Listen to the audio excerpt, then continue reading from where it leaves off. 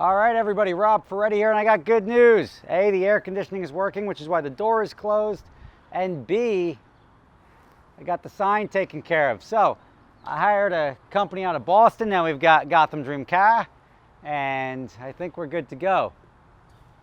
Not really, obviously. I took the frame down. I took it apart just to see what we're working with here. And you can see, let's see how close you can get there. You can see the frame and then the thin layer of aluminum, which is the black aluminum. And then I pulled the R off, A, because we gave it away, but B, because I needed to understand what we're working with here. And I think we can probably get away with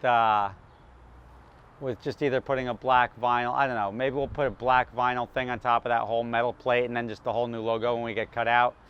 But there is a path to completion. Thank you to all 30 or 40 sign companies that reached out. I had no idea so many of you guys worked or had sign companies or new sign companies.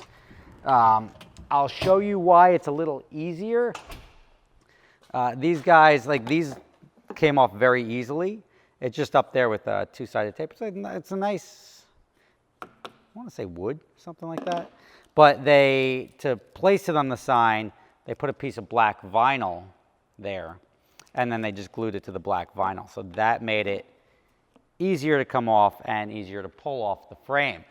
But today, speaking of, I guess I don't want to call the sign guy a scumbag, but let's talk about crappy companies and why my industry sucks, right? Let's do that. Let me get you on a tripod here. So I know it's not uncommon, right? Like you deal with scumbag companies in all industries. My industry seems to be dealing with the worst. Now I've warned people about renting cars and what to look out for certain companies, high mileage cars, under-maintained cars. This one brings it to a whole nother level, right? So I just saw there was a Lamborghini and getting tires changed. I'm like, oh, cool, nice. Oh, it's a rental car. Oh, cool. How many miles on it? Because like I'm just curious because I see tire changes roughly every 10,000 miles to be safe. I was wondering how far they went. Car had 1,200 miles on it. I was like, that doesn't look right. That doesn't feel right. Something's not right here. Nobody needs tires at 1,200 miles.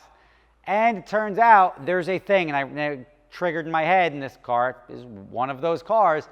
There are, somebody sent me a link to it. Hey, what do you think of this? There's an odometer blocker that you can put in your car, right? Everything works except your odometer doesn't work.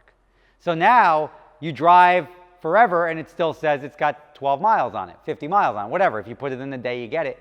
So there's rental companies that are using these. And to me, it's astonishing, right? Because you charge customers for mileage. So if a customer, like, what's to stop a guy from putting 2,000 miles on a car in 3 days and you're only charging them to put 300?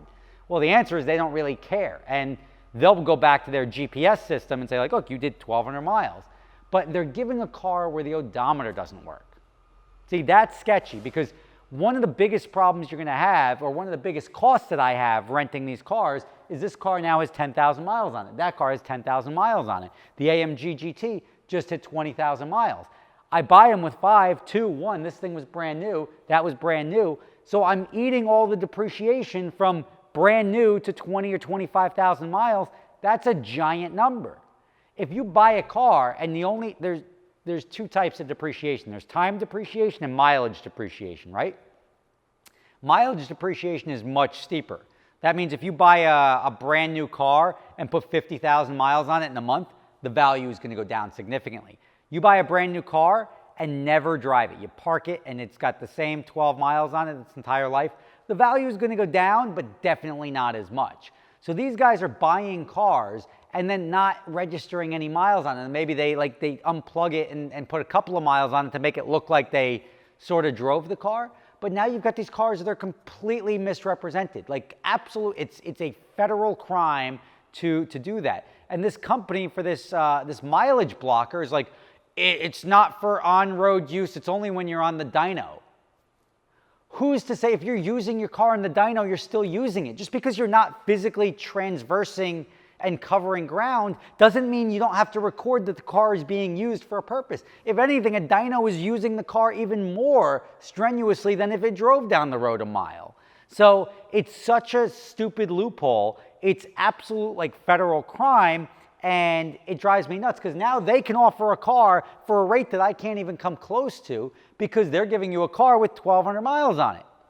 And that's bad news. So there's only one way to really solve this, right? That's for me to give you guys money.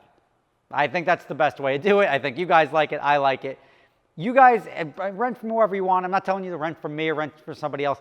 I want to even the playing field. If you find yourself renting from a company that gives you a car and the odometer doesn't work, I don't want you to tell them.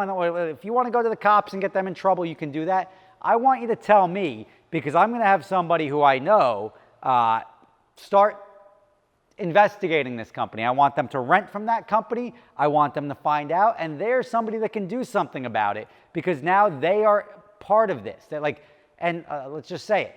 They are an agent of the federal government, and that agent is going to go in there and arrest these people. And I don't care about the industry as a whole, but if these companies are allowed to grow to a larger thing, there's a big difference between renting it out and then rolling it back eventually, right? That's still illegal, equally as illegal, but it's not as outright fraudulent. At least you know you've recorded the use. Now, I'm sure when somebody goes to buy this car, they're buying a 1,200-mile car. They have no idea it's got 20,000 rental miles on it and it doesn't have any maintenance because you can't get it maintained. Oh, you came in for an oil change with 1,200 miles, came in another 7 months later for an oil change with 1,200 miles, came in for another oil change a year and a half later for 1,200 miles.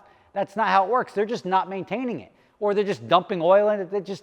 You're buying a car that you think is a brand new 1,200-mile car, 1,500-mile car, and you don't realize it's going to need a transmission flush in 10,000 miles. That's a big problem, and that's putting it on somebody else. I'm all for competition. I don't care. I want people to have good products, but it's got to be a level playing field. You can't have these, just call them what they are, scumbags going out there and taking advantage of just like, hey, it is what it is. We'll just sneak it past them.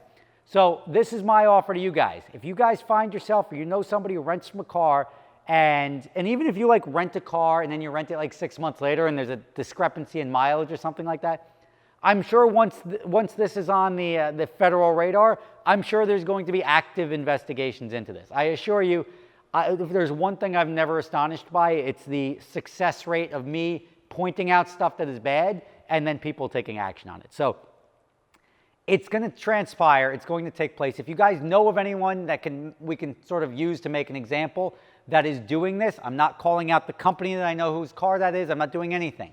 But I'm not going to be silent and let that happen. So if you guys are aware of any car that's rolled back, you let me know. I'm going to have Secret Shopper go out and rent that car and give the good old non-lubed up fist of the law right to where it belongs on those guys. And if you point me out to a vehicle that turns out to be one of these cases and these guys can arrest him, I will give you $5,000 in hundos. Stack, well, it's not a really big stack, but $5,000, not a tremendous stack, but $5,000 in cash for pointing that out. Rob, why would you do this? What if 10 people do it? Because it's good for the industry as a whole. It's going to cost me more in the long run. I'd rather give out $50,000 in reward money than have to deal with well, these companies are huge because, oh, look, they offer it significantly less than you. It hurts the market as a whole. It hurts legitimate companies. And I'm not even getting into whether people have the correct insurance or not. That's a completely different risk. That's between you and them. I'm talking about fraudulently operating a business. It's almost like selling fake Gucci bags for whatever. If a Gucci bag's $5,000, selling it for $4,000, but it's completely fake. Not cool, not a good way to do business. Our industry attracts the worst of people. I don't care if you want to go out and give unlimited miles or do whatever, as long as you own that and that's your business model, that's great. But you can't go out and let people drive your cars and get all the use out of the cars and then turn around and screw the next guy by not putting any mileage on it. That's BS. That's where the Rob Ferretti $5,000 reward for you shoot me an email, rob@superspeeders.com, to catch these guys. Even if you say yo, there's a car right here, and I'm already going to start with the car I know. And as this unfolds, I'm oh, look who's arrested today. You can come back to me and say, how dare you be in, am I the a-hole here? Am I the a-hole? Or is it the guy who's actively committing federal fraud by blocking the odometer? Anyone, I don't care if it's a rental company or an individual, if you buy these things and put them on your car, you are committing a federal crime for what? I don't know, but you're a scumbag. Don't do it. It's just Rob Ferretti PSA. Don't be a scumbag. I don't care about if your neighbor's doing it. I can't do anything about that. You could go call the cops on your neighbor. That's between you and them. I'm talking about people that are doing it that are directly impacting both my business, my livelihood, and the other companies that are paying big insurance, eating all the depreciation, eating all the mileage, and paying to try to get these same customers that these guys are coming in and getting. So, Rob Ferretti, thank you for watching. Be my eyes and ears out there. You'll know the companies because they're probably going to offer you cars at rates that sound too good to be true. Those are the guys that, I'm not saying don't do it. If they're going to give you a $488 for a fraction of what everybody else is, you absolutely take that car, you enjoy your weekend, and then you give me an email. And then you get the free rental and $5,000. Rob Ferretti, thanks for watching. See you tomorrow.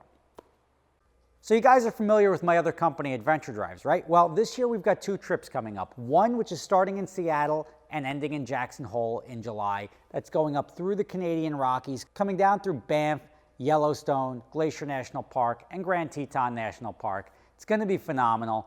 Also, we're going to be going to Scotland in October. We're going to be doing Scotch distilleries, playing golf at St. Andrews if you want to do that, walking around, seeing lakes, waterfalls, driving the North Coast. It's going to be an amazing trip. Prices start as low as $2,500 per person for the shorter trip in Scotland, about double that for the longer trip in July. If you're interested in going, check out the link in the description.